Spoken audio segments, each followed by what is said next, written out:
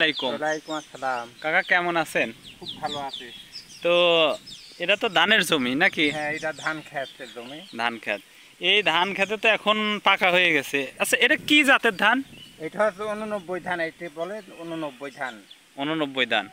এই ধান এখন তো আষাঢ় মাস, বর্ষাকাল। হ্যাঁ, তো এই যে আষাঢ় মাসে ধান লাগান, ধান লাগানোর সময় আষাঢ় মাসে যে বৃষ্টি হয়, ধান তোলার সময় সমস্যা হয় না? কষ্ট হবে। কষ্ট। এই এখন বৃষ্টি হচ্ছে, এই ধান পাকি গেলে পর কষ্ট হবে ধান খেতে। যদি আল্লাহ সুযোগ সুবিধা দেয়, খরা হলে পর তাই একটু সুবিধা হবে, আর যদি বৃষ্টি হয় তাহলে একটু কষ্ট হবে। এই আষাঢ় মাসে ধান চাষ করলে তো এই ধানের খের তো ভালো পাওয়া খের যায়। হবে না, খেরও নষ্ট হবে, ধানও নষ্ট হবে।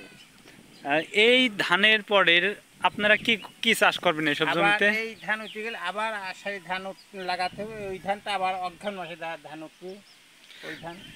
দর্শক বন্ধুরা, আমি যতটুকু ওনার সাথে কথা বলে জানতে পারলাম যে এখানে 3 বছর ধান হয় নাকি? এখানে কয় বছর ধান হয়? 3 বছর খুন্দ হয়। 3 বছর। বছর 3টে খুন্দ হয়। প্রথমে যে আষাঢ় মাসের আমরা যে ধানটা লাগাই, আষাঢ় মাসের বতরটা, তারপরে হচ্ছে চৈতে বতরটা। হ্যাঁ, এটা কি বতর বলে? এইটা হচ্ছে যে আষাঢ়ি বতরই। অঘ্রাণ। আষাঢ়ি, এইটা হচ্ছে আষাঢ়ি বতর। আবার তারপর এই ধান কাটিয়ে আবার লাগাইতে হবে, ওইটা আবার অঘ্রাণী বতর। ও, তার মানে এটাই আষাঢ় মাসে ধান ওঠে, বিদায় আষাঢ়ের মতন। আষাঢ়ি বতর। আর ওইটা আবার অঘ্রাণী বতর হবে। তো দর্শক বন্ধুরা, আমরা যতদূর ওনার সঙ্গে কথা বলে জানতে পারলাম যে উনি যে এইখানকার যে বিভিন্ন যে সিস্টেমে ধানগুলো চাষ করা হয়, এই ধান চাষ করে যে বিভিন্ন জন, ওই যে ওই পাশে আমরা পাট দেখতে পারতেছি। তো আপনারা এই পাট চাষ না করে কেন ধান চাষ করতেছেন? এই দুপা ফুট পাট বুনলে পর পাট হবে না, এই যে বৃষ্টি হচ্ছে পানি বাইতে যাবে, পানি বাইতে গেলে পাট মরে যাবে, এই জন্য হয় ধান জন্মাইন হয়। পাট হয় না তো, দুপা মাঠে তো পানি বাইতে গেলে পর ধান হবে না, এই জন্য আর কি ধান জন্মাইন হয়। ধান জন্মানো। তারপরেও তো দর্শক আমরা জানি যে এই যে পাটটা আছে, এই পাটটার কিন্তু বিভিন্ন খরচ আছে। এক কাটা, নিরানো, দুনো, তারপরে মনে করেন ওই পাট থেকে আঁশ বের করা, শুকানো, অনেক ঝামেলা আছে, অনেক আছে। পাট জায়গা কম, ওই পাট নিয়ে যেতে হবে নদীতে নিয়ে নিয়ে যেতে হবে, টাইনে আবার আনতে হবে, খুব কষ্ট পরিশ্রম হয়।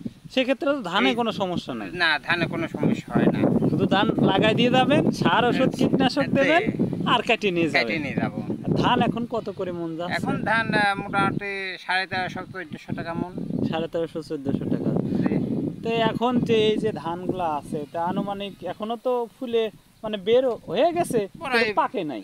পাকে নাই, এখনো পাকে নাই, মোটামুটি অল্প দিনে তাই পরে হয়ে যাবে। তো এখন তো আষাঢ় মাসের আজকে মনে হয় 10 থেকে 12 দিন। হ্যাঁ, আর আছে, আর 10 থেকে মনে হয় আর 10 দিন আছে। আর 10 দিন, যদি 10 দিন থাকে, তাহলে যে এই আষাঢ় মাসে এই সময় যে বৃষ্টি হয়, অতিরিক্ত বৃষ্টি হলে কি ধানের কোনো ক্ষতি আছে? না, ক্ষতি নেই। মোটামুটি পাইকে গেলে পরে মোটামুটি ক্ষতি হবে, কাটার সময় ক্ষতি হবে, কিন্তু যদি সুবিধা হয় তাহলে পাইকে গেলে পরে খরায় কাটে উঠতে হবে। অনেকেই যে বলে যে ধানের বৃষ্টি হইলে বা ধানের যে একটা বাতাস আছে, ওই যে আপনাদের কি বলে সাপোর্ট, এই সাপোর্টটা হইলে বলে ধানের চিটা হয়ে যায়, এইটা আপনি কি বলবেন? চিটা হয়, ধানে যখন ঠোর বাড়াচ্ছে, ধানে ফুল হচ্ছে, ওই সাপোর্ট হলে ফুলটা পড়ে গেলে পরে অনেক ধানে চিটি হয়। তো এই বৃষ্টির সময় যে বৃষ্টি হচ্ছে, বৃষ্টির কারণে কি ধানের ফুল পড়তেছে না? বৃষ্টির কারণে ফুল পড়লেও এমন খুব ক্ষতি হয় না, কিন্তু সাপোর্টে ক্ষতি হয়। সাপোর্টে ক্ষতি হয়। তো দর্শক, উনি যেভাবে যেটা বলতে চাচ্ছিল যে এইখানে যে ধানের সাপোর্ট আছে, সাপোর্ট বলতে গেলে কি বৃষ্টি এবং বাতাস দুইটা যখন একসঙ্গে আসে, তখন কিন্তু ধান অনেক সময় চিটা হয়ে যায়। যাই হোক দর্শক, আমরা ওনার সঙ্গে কথা বলতেছিলাম। তো ঠিক আছে কাকা, আপনি কাজ করেন। তো দর্শক, ওনার সঙ্গে আমরা কথা বলতেছিলাম এবং ধান নিয়ে কিছু তথ্য তার কাছ থেকে জানতে পারলাম। দেখেন, এই পাশে কিন্তু ধান এখনও কিন্তু বাইল বের হয়ে নাই, এই পাশে কাঁচা আছে। আর ওই যে এই পাশের ধান, আমরা যদি একটু সামনে আগায় দেখি, এই যে এই পাশের ধানটা আছে, এই পাশের ধানটা কিন্তু পেকে গেছে। আর অল্প কিছুদিনের মধ্যেই কিন্তু এই ধানগুলা কাটা হবে।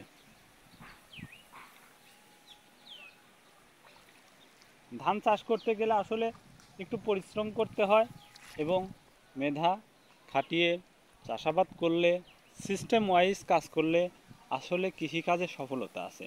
তো দর্শক, যারা পরিশ্রম করতে পারেন এবং সফলতা কৃষিতেও আছে, কিন্তু আপনাদেরকে সিস্টেম চালু করতে হবে। কোন জমিতে কী আবাদ করলে ভালো হবে, কোন ফসল চাষ করলে ভালো হবে, এগুলো আপনাদেরকে নির্বাচন করতে হবে। আপনি যদি এই ধরনের নির্বাচন করতে পারেন, এই ফসলটা নির্বাচন করতে পারেন এবং উন্নত জাতের যেগুলা বীজ আছে সেগুলো যদি সংরক্ষণ করেন, তাহলে সেইটা সংরক্ষণ করে সেটা যদি আপনার জন্মাইতে পারেন, তাহলে দেখা যাবে যে আপনি ভালো কিছু করতে পারবেন এই কৃষিকাজ থেকেই। তো দর্শক, আজ এ পর্যন্তই। আবার অন্য কোনো ভিডিও নিয়ে আপনাদের সাথে হাজির হব। ততক্ষণ ভালো থাকবেন, সুস্থ থাকবেন। আল্লাহ হাফেজ।